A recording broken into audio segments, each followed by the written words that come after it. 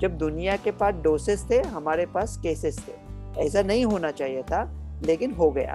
Covid चाचा से आपकी मुलाकात होनी तय है। अभी आप चूज करें कि डिसीज से रास्ते से जाए या वैक्सीन के रास्ते से जाए। सारी वैक्सीन आपको सीरियस डिसीज से बचा देती है, माइल्ड डिसीज से थोड़ा कम बचाएगी डेल्टा के खिलाफ, लेकिन अगर वो वायरस आपको मारना बंद कर दे तो आपको इतना फर्क नहीं पड़ना चाहिए। आप कह रहे हैं तीसरी लहर आएगी, मैं कह रहा हूँ नहीं आएगी।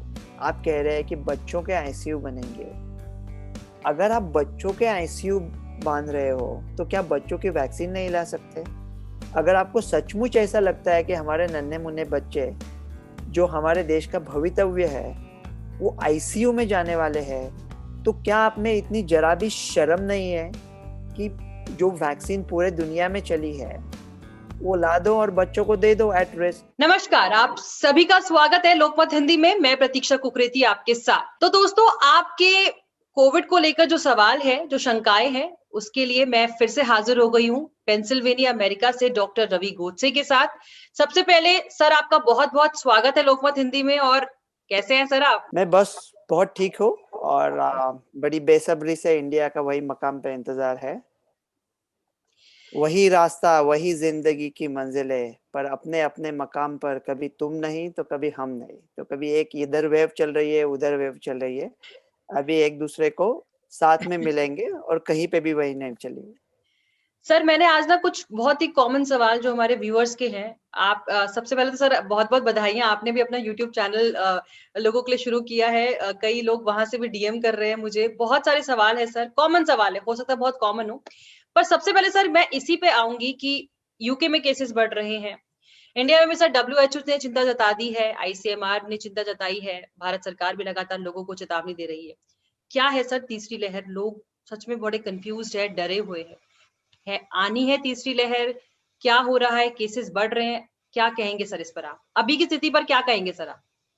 मैंने एक ट्वीट भेजा था डॉक्टर गोडसे रवि वन पर, आपने अभी जिक्र किया यूट्यूब चैनल का, तो लोग मुझे डायरेक्टली भी मैसेज कर सकते हैं। अभी मैंने एक ऐसा एक ब्रांड, पहले मुझे कुछ पता ही नहीं था, लेकिन एक आइडिया आया, शायद आप ही ने दिया होगा, आप जैसे लोगों ने।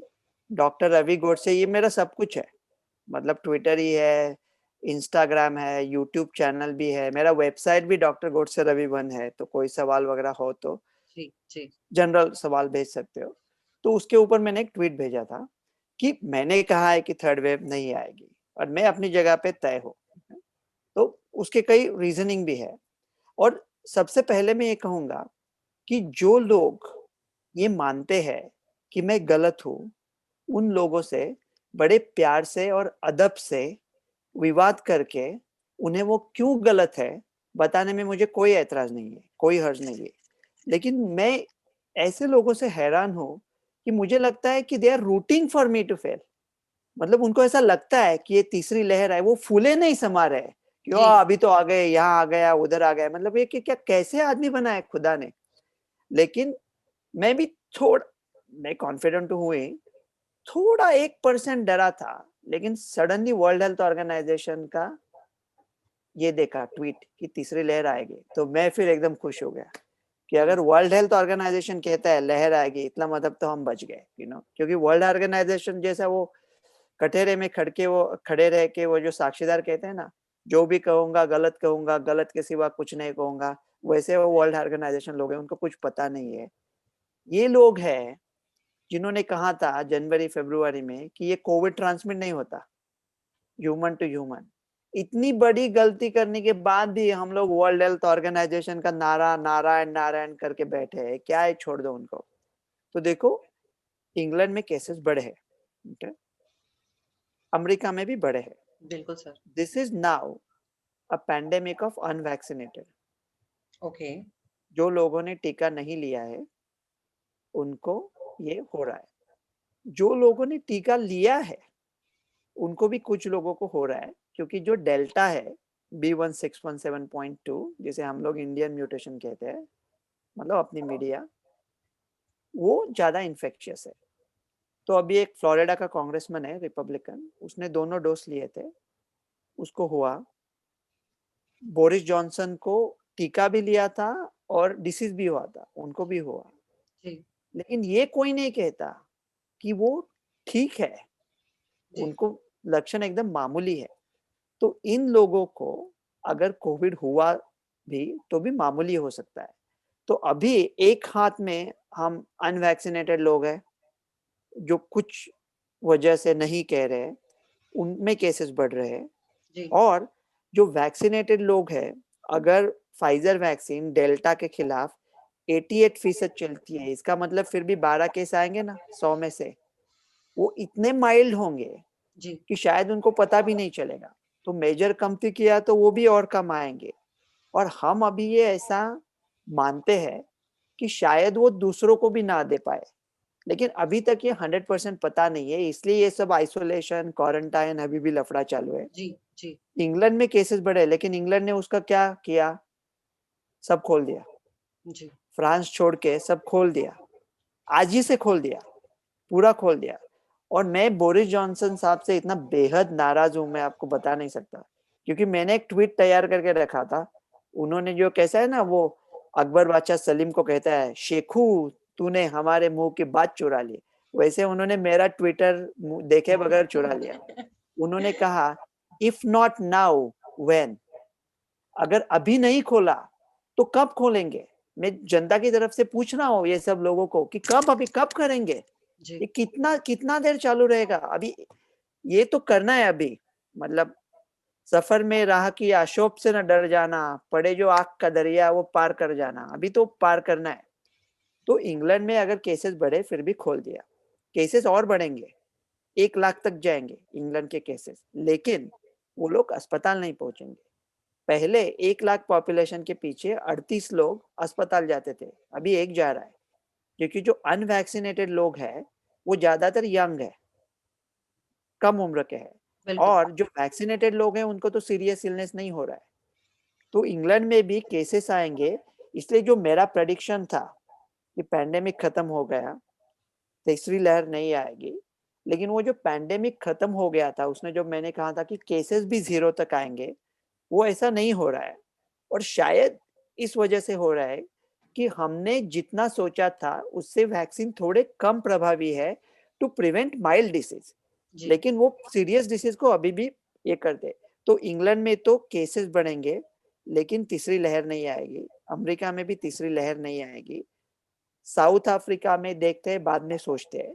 लेकिन भारत इन देशों से बहुत अच्छा है, क्योंकि जो तकलीफें हमने मई और जून में उठाई है, जिन हालातों से, जिन परिस्थितियों से हम गुजरे हैं, वो नेचुरल डिसीज का कहर मचाता, तहलका मचाता, उसने हमको हक्का बक्का कर दिया था। तो वो जब हुआ था, वो जो नेचुरल इम्यूनिटी है वो वैक्सीन से बहुत अच्छी है। जब दुनिया के पास डोसेस थे, हमारे पास केसेस थे। ऐसा नहीं होना चाहिए था, लेकिन हो गया। इसी वजह से भारत में तीसरी लहर नहीं आएगी। केसेस आएंगे, केसेस बढ़ेंगे। आप पता करो कि अस्पतालाइजेशन बढ़ रहा है क्या, और सीरियस डिसीज से नहीं हो रहा है। किसी भी डॉक्टर के साथ बात करो, जिनको कोविड हुआ था पहले, उनको कोविड नहीं हो रहा है अभी। और आप अच्छा, सीधा खुद, आप ये सर्वेलेंस की बातें करते हो, क्यों हम दूसरे के मुंह की तरफ देखें। आप खुद सर्वेलेंस करो, आप बैठो और आपके जो सबसे करीबी दोस्त है 100, उनको फोन करो और उनसे पता करो कि कितने लोगों के फैमिली में कोविड हुआ था। आपका सीरो सर्वेलेंस 100 मिनट में हो जाएगा। इसी वजह से भारत में तीसरी लहर नहीं आएगी। सॉरी इतना लंबा जवाब दिया, लेकिन अहम था। नहीं सर ज़रूरी था और ये थोड़ा राहत आपकी बातें सुन के वैसे भी बहुत राहत मिलती है। अब सर एक सवाल जो बहुत लोग पूछ रहे हैं वो ये है कि अगर हमें कोविड हो गया है, तो क्या हम वैक्सीन लें? और अगर हम वैक्सीन लेते हैं तो कब लें? तीसरा, क्या हम जो वैक्सीन लेंगे वो डेल्टा के खिलाफ असरदार होगी कि नहीं? अगर आप डेल्टा के खिलाफ वैक्सीन नहीं चलेगी, इस भय से रुक गए, तो वो वैक्सीन डेल्टा के खिलाफ नहीं चलेगी, जितना लोग रुकेंगे। तो इसका इल्जाम मैं मीडिया को भी देता हूँ और काफी लोगों को देता हूँ। जो अपने हाथ में वैक्सीन है वो ले लो। सारी वैक्सीन है विश्व की, सारे वेरिएंट्स के खिलाफ कम, ज्यादा कम असर में चलती है। सारी वैक्सीन आपको सीरियस डिसीज से बचा देती है, माइल्ड डिसीज से थोड़ा कम बचाएगी डेल्टा के खिलाफ। लेकिन अगर वो वायरस आपको मारना बंद कर दे, जी, तो आपको इतना फर्क नहीं पड़ना चाहिए।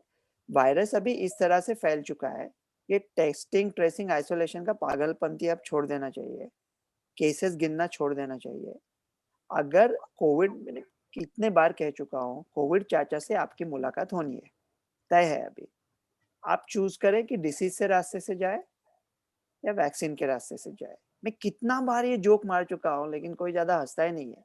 मेरा डिसीज के, वैक्सीन के रास्ते से आपको इज्जत, शोहरत, दौलत और माँ मिलेगी, और डिसीज के रास्ते पे सिर्फ डिसीज मिलेगा, तो वैक्सीन अभी लेनी है, ये डेल्टा के खिलाफ भी चलेगी। ये जो आपका पहला सवाल क्या था? कोविड अगर हुआ है तो हम वैक्सीन कब ले, और मतलब अगर कौन कोविड सी लेनी हुआ है, चाहिए?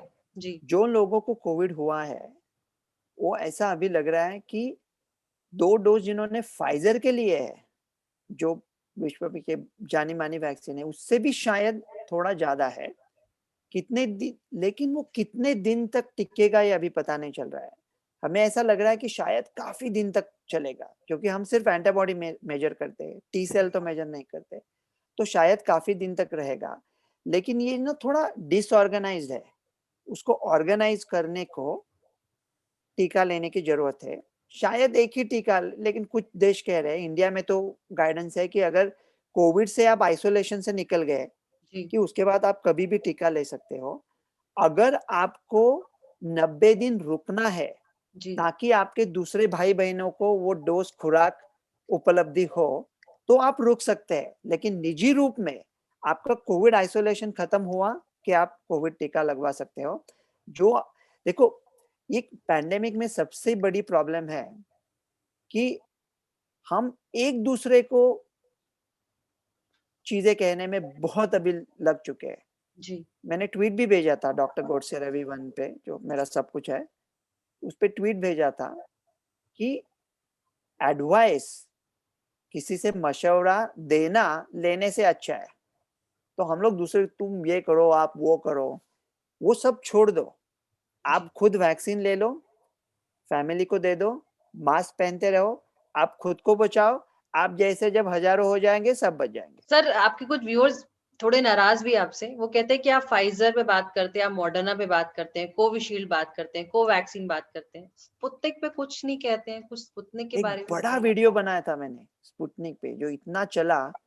अभी मैं डॉक्टर गोडसे रवि वन, जो मेरा चैनल है, उसके ऊपर स्पुतनिक पे एक वीडियो डाल रहा हूँ। तो स्पुतनिक अच्छी वैक्सीन है, वो कोविशील्ड जैसे ही है, एडिनो वायरस वैक्सीन है। स्पुतनिक के 2 बड़े फायदे हैं। देखो, उसका इतना स्टडी नहीं आया है वेस्टर्न प्रेस में, तो इसलिए फाइजर मॉडर्ना तो मैं डेली यूज करता हूँ, तो उसके बारे में बात कर सकता हूँ। Johnson and Johnson, so Johnson and Johnson, Covishield which is same as AstraZeneca, and Sputnik are all adenovirus. Okay. तो ये पुरानी टेक्नोलॉजी। तो कोविशील्ड के 2 सबसे बड़े फायदे हैं, शायद 3। पहला फायदा ये है कि उसका प्रभाव इज 91.6, ऑलमोस्ट फाइजर जितना है। वो शायद नॉर्मल कोविड के अगेंस्ट था, शायद डेल्टा के खिलाफ थोड़ा कम हो, फिर भी बहुत अच्छा है। दूसरा उसका फायदा ये है कि 2 डिफरेंट एडिनोवायरस है। हमने बात की, रिमेम्बर, आप दिल्ली से आगरा जा रहे हो, जी, जी, पहला डोज बिल्कुल। बस पे आ रहा है, दूसरा डोज ट्रेन पे आ रहा है, तो बस के अगेंस्ट एंटीबॉडी बनते हैं, वो ट्रेन को रोक नहीं पाएंगे, इसलिए उसका प्रभाव ज्यादा है। और तीसरी सबसे अहम चीज है, जिसके बारे में डॉक्टर गोडसे रवि वन पे मैंने ट्वीट भेजा था, कि मानो आपने वैक्सीन का खुराक नहीं लिया है, ओके, आपने आज ले लिया, ओके, 20 जुलाई को ले लिया पहला डोज कोविशील्ड का, आपको दूसरा डोज शायद नसीब होगा 20 अक्टूबर को, और 4 नवंबर तक आपको 65% अगेंस्ट डेल्टा हो जाएगा, राइट? 4 नवंबर को। अगर आपको, भगवान न करे, कोविड हो गया, तो 29 जुलाई को आपका दी एंड हो जाएगा पैंडेमिक का। आपका नहीं, पैंडेमिक का दी एंड हो जाएगा, क्योंकि ज्यादातर लोग ठीक ही होते हैं, ओके। स्पुतनिक का दूसरा डोज 3 हफ्ते में ले सकते हैं। जी। तो स्पुतनिक 5 हफ्ते में आप काफी प्रोटेक्शन हो गया। अगर बिल्कुल। इंडिया ने मिक्स एंड मैच किया, पहला डोज कोविशील्ड और दूसरा डोज मॉडर्ना, वो भी 4 हफ्ते में दे सकते हैं। लेकिन अपने जो गवर्नमेंट के जो कमिटी वाले लोग हैं ना, उनसे अभी अभी मैं मायूस हो चुका हूँ। अभी कुछ बोल के वो कुछ करते ही नहीं है। मतलब मैंने खुद के चैनल पे एक वीडियो में बड़ा तन से कहा था कि ऐसा लगता है कि इन लोगों को किसी मृतदेह को 2 मिनट माइक्रोवेव में डाल के उबाल के सामने रखा है। इतना मतलब कुछ तो कुछ स्पार्क ही नहीं है। अभी पहला डोज कोविशील्ड और 4 हफ्ते बाद दूसरा मॉडर्ना का किया तो बहुत अच्छा हो जाएगा, लेकिन नो कुछ पॉइंट ही नहीं है। वो एक शायर कहता है कि अब तो मैं करूंगा मोहब्बत तो किसी पत्थर से करूंगा। तो क्या होगा कि वो पत्थर मुझ पर कभी हंसेगा नहीं और मैं भी पत्थर को इल्जाम नहीं दूंगा कि आपकी निगाहें बेजान है। जी करता है अब पत्थर के सनम पूजूंगा ताकि उनसे दिल भर गया तो टकरा भी सकूं, मर भी सकूं। वो मेरी मोहब्बत पे कभी हंसेंगे नहीं, मैं भी बेजान निगाहों की शिकायत न करो। वाह! बहुत खूब। अ, सर एक सवाल जो है वो भारत की मुझे लगता है ज़्यादातर महिलाओं के ज़हन में है, जो प्रेग्नेंट है। सर क्या प्रेग्नेंट लेडीज़ वैक्सीन लें? कब लें? प्रेगनेंसी के दौरान लें, डिलीवरी के बाद लें, क्योंकि सब ब्रेस्ट फीडिंग भी रहती हैं। इसके साथ सर कौन-सी वैक्सीन लें? ये सर बहुत कॉमन सवाल सर पूछ रहे हैं सब। कौन सी वैक्सीन ले, इस सवाल से मैं थोड़ा हैरान होता हूँ। अपने यहाँ वैक्सीन मिल नहीं रहे तो चॉइस कहाँ से? मतलब हवाई जहाज से कूद रहे हैं और पैराशूट कौन से कलर का लेंगे? अगर जो वैक्सीन मिलती है वो ले लो। प्रेग्नेंट लोगों को ये vaccine are specifically not studied in pregnancy. Okay, pregnant लोगों को हम कहते हैं आप अपने ओबी से बात करो, ऑब्स्टेट्रिशियन से। जी, लेकिन हम उनको कहते हैं कि रिस्क बेनिफिट रेशो, जो संतुलन होता है कि आपको खतरा कितना है और आपको फायदे क्या है। अगर जी, फायदे खतरे से ज्यादा है तो ले लो। अभी इंडिया में इस कदर फैल चुका है कि आपको कोविड होने का खतरा है। अगर आप कोविड से सिक हो गई तो आपको बेबी को भी खतरा है, अगर आपको खतरा है तो बेबी को भी खतरा है। बिल्कुल। इसलिए मैं जो मेरे निजी पेशेंट है प्रेग्नेंट उनको बोलता हूँ कि आप ले लो। अगर कौन सी वैक्सीन ले ऐसा सवाल आया, जो कोविशील्ड या एडिनो वायरस टेक्नोलॉजी है, स्पुतनिक में ऐसा दिखा नहीं है लेकिन फिर भी वो एडिनो वायरस टेक्नोलॉजी है। जो थोड़े क्लॉट्स आए थे वो यंग फीमेल्स में आए थे। ज्यादातर प्रेग्नेंट फीमेल्स आर यंग, तो वो थोड़ा रिस्क ज्यादा रहता है। और कोवैक्सीन का प्रॉब्लम है कि उनका डेटा अभी पीयर रिव्यू ही नहीं हुआ है। मैंने पिछली बार कहा था ना वो रजनीकांत जैसा गॉगल निकालता है, तो वैसा वो गॉगल निकाल के उन्होंने वो कोवैक्सीन डाला था, अभी पीयर रिव्यू ही नहीं है डेटा। तो मेरे जैसे लोग अगर उसके बारे में बात करें तो कहाँ से बात करें? यकीन लाए तो क्या लाए, जो शक लाए तो क्या लाए, तो कहाँ से लाए? तो अगर जो मिलती है आपके ओबी के साथ बात करो। कोवैक्सीन अगर शायद खतरा थोड़ा कम लगता है उससे, अगर मॉडर्ना मिलती है तो अच्छा है, हमने यहाँ प्रेग्नेंट लोगों को दी है। लैक्टेटिंग बेबी का कैसा है, पहले 6 महीना वो जो बेबी होती है उसको जैसा हम लोग प्लाज्मा देते हैं पेशेंट को, मोनोक्लोनल देते हैं, वैसा ब्रेस्ट मिल्क से बेबीज को मदर के एंटीबॉडी जाते हैं। सो जो डिसीजेस के अगर मदर प्रोटेक्टेड है उस उन बीमारियों के अगेंस्ट बच्चे को भी थोड़ी राहत मिलती है। तो शायद मम्मी में एंटीबॉडीज है वो बच्चे में भी चले जाएंगे। अभी ऐसा स्टडी नहीं किया है, लेकिन देखो ज्यादातर सवालों का जवाब हाँ ही है। जी, क्या वैक्सीन लेनी है? ज्यादातर सवालों का जवाब हाँ ही है, क्योंकि वैक्सीन ही एकमात्र रास्ता है अभी, रास्ता है। बिल्कुल अगर सर। लाइफ चालू होनी है तो। बिल्कुल सर, बिल्कुल। सर इंडियन पेरेंट्स अभी फ़िलहाल तो बच्चों को नहीं यहाँ पे वैक्सीन लग रही है, 18 साल के ऊपर के लोगों को ही लग रही है। पर सर कई इंडियन पेरेंट्स ये जानना चाहते हैं कि उनके बच्चों को एलर्जी रहती है, किसी को खाँसी रहती है, किसी को कुछ ना कुछ रहता ही है। तो ऐसे केसेज़ में क्या बच्चों को अगर कोविड वैक्सीन जब लगनी शुरू होगी तो क्या वो लगाना सेफ होगा? हाँ, सेफ होगा। देखो बच्चों की इम्यूनिटी वैसे ही अच्छी होती है। तो जो बच्चों में वैक्सीन के स्टडीज किए हैं जी, उन्होंने फाइजर मॉडर्ना दोनों 100% आ गए। लेकिन जो बच्चों को नहीं दिया था वैक्सीन वो भी उन्होंने भी अच्छा किया। तो वो अच्छा तो रिजल्ट आना ही था। लेकिन अगर स्कूल खोलने हैं तो बच्चों को वैक्सीन जरूरी है। जी, और मैंने उसके ऊपर एक ट्वीट भेजा था डॉक्टर गोडसे रविवन पे। और वो ट्वीट था कि मैंने एक मेरे पास एक जादू की ये है वॉन्ड, और वो जादू मैं कर देता हूँ अभी, और करके इंडिया के बच्चों के 12 to 18 बच्चों के कोवैक्सीन या कोविशील्ड के, कोविशील्ड तो बच्चों में नहीं देंगे क्योंकि यंग लोगों में नहीं देते जी, ज्यादा, इंग्लैंड तो 30 के नीचे भी नहीं देता, इंडिया दे रहा है, ठीक है। तो वो मैं रिजल्ट लाया कोवैक्सीन के और उनको बोल दिया कि कोवैक्सीन सक्सेसफुल है, लेकिन डोज कहाँ से लाओगे, डोज है ही नहीं ना। और मेरी शिकायत ये है कि अगर आप कह रहे हैं तीसरी लहर आएगी, मैं कह रहा हूं नहीं आएगी, आप कह रहे हैं कि बच्चों के आईसीयू बनेंगे, अगर आप बच्चों के आईसीयू बांध रहे हो तो क्या बच्चों की वैक्सीन नहीं ला सकते? अगर आपको सचमुच ऐसा लगता है कि हमारे नन्हे मुन्ने बच्चे जो हमारे देश का भवितव्य है वो आईसीयू में जाने वाले हैं, तो क्या आप में इतनी जरा भी शर्म नहीं है कि जो वैक्सीन पूरे दुनिया में चली है जी, वो ला दो और बच्चों को दे दो एट रिस्क। और ये कोई एजेंसी नहीं है फॉरेन वैक्सीन की। अगर पेरेंट्स रिस्क लेना चाहते हैं, वो निजी रूप में अगर वो जोखिम उठाना चाहते हैं, तो गवर्नमेंट कौन होता है उनके बीच में आने वाला? मैं बहुत बिल्कुल सर। बहुत हैरान हूँ इससे। और मैं क्रोध से नहीं बात करता, किसी से भी साथ मैं सब प्यार से पेश आता हूँ। वो जो लोग कमेटी पे वो मेरे भाई बहन ही है, लेकिन अभी जल्दी करो यार, समय निकलता जा रहा है हाथ से। बिल्कुल। सर मेरे तो आज के यही सवाल थे जो मैंने आपके लिए तैयार किए थे। अब आप कुछ कहना चाहेंगे जनता से, आपके व्यूअर्स से? क्योंकि आपका सब बेसब्री से इंतज़ार करते हैं सर। आओ। तो भूल गए तुम जिसे याद करे कौन उसे, जिसे तुम याद हो और किसे याद करे। मैं लोगों से इतना ही कहूंगा, मुझे भी उनका उतना ही बेसब्री से इंतजार रहता है।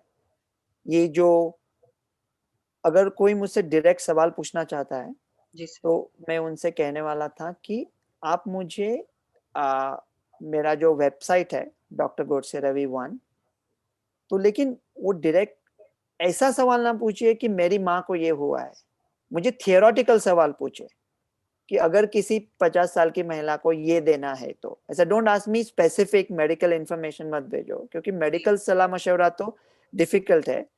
मैं थियोरटिकल कहूंगा। और अगर आप सवाल मुझे पूछ रहे हैं, ये सब जो जो डॉक्टर गोडसे रवि वन है, ये सब है, मतलब ये यूट्यूब चैनल भी है, ये वेबसाइट भी है, ये ट्विटर भी है। और अगर आप सवाल भेजते हो तो या तो पूरा अंग्रेजी में भेजो या पूरा हिंदी में भेजो। जब आप लिखते हो ना कैसे, KAISE, तो मुझे पता नहीं चलता, मैं 2 मिनट देखता रहता हूँ कि ये क्या है। देखो, मराठी लोग, मैं तो पहली बार उम्र में, मेरी लाइफ में पहली बार हिंदी में बात कर रहा हूँ ये महामारी के दौरान। कभी भी पहले हिंदी में बात नहीं की थी। बंबई में तो बंबई की हिंदी चलती थी। हम मराठी लोग हिंदी कैसा बोलते हैं पता है? कोई भी मराठी सेंटेंस के एंड में है डाल देते हैं, आता माझी सटकली है, तो वो हो गया हिंदी। तो हिंदी तो जब मैं मेरे दोस्तों को कहता हूँ मराठी में कि मैं अपनी राष्ट्रभाषा में वार्तालाप करने की चेष्टा कर रहा हूँ, तो मराठी में चेष्टा मतलब मजाक, उनको लगता है मैं मजाक उड़ा रहा हूँ हिंदी की। तो जो हिंदी में जो कोई सवाल है, और इससे मुझे कुछ नहीं, मैं कुछ शायद लोगों को करूंगा, मोनोक्लोनल दे दूंगा, इससे मेरा उसमें कुछ नहीं है। जी, मेरा पूरा खर्चा भारतीय करदाताओं ने उठाया था। मेरा सिर्फ ये है कि मेरी मातृभूमि को इस आपत्ति से निकाल दो, उतना ही मुझे चाहिए बस, बाकी कुछ नहीं चाहिए। इतना ही कहना था मुझे। बिल्कुल सर, तीसरी लहर तो आपने बोला नहीं आएगी। अक्टूबर में आपने बोला है कि इंडिया मास्क फ्री हो जाएगा, हम उसी का उसके लिए इंतज़ार मुझे कर। लोगों की हेल्प चाहिए। बिल्कुल, बिल्कुल, तीसरी लहर तो अपने आप नहीं आएगी, लोग कुछ भी करें, मतलब कुछ भी मत करो। आप मुझे चाहते हो तो मास्क डालो, 2 गज बिल्कुल, बनाए रखो, कोविड अप्रोप्रिएट रखो, लेकिन 2 अक्टूबर को अगर मास्क निकलने हैं तो अभी डालो, अभी बिल्कुल। अच्छी तरह से डालो तो 2 अक्टूबर को निकल डबल जाएंगे। रोटी खिलाएँगे ना मतलब बार आप? बार कह रहे हैं, बार बार कह रहे हैं, ये मैं इसलिए नहीं कह रहा हूँ कि ये मैंने कहा था, मैं इसलिए कह रहा हूँ कि मैंने कहा था और ऐसा हो रहा है। केसेस छोड़ दो आप अभी, हॉस्पिटलाइजेशन देखो, आप जनता के साथ बात करो, टेक अ पल्स कि क्या चल रहा है, राइट। तो बिल्कुल, बिल्कुल। बहुत शुक्रिया सर जुड़ने के लिए। फिर मुलाकात होगी आपसे नए सवालों के साथ और आपका यूट्यूब चैनल हम देखते रहेंगे, आपकी वीडियोज़ हम देखते रहेंगे और हमारे कुछ सवाल होंगे तो सर फिर से आपसे मुलाकात होगी। शुक्रिया सर जुड़ने के लिए। थैंक यू, अलविदा। तो ये थे हमारे साथ डॉक्टर रवि गोड से। आपके कुछ सवालों के जवाब जो है मैंने उनसे पूछने की कोशिश करी है।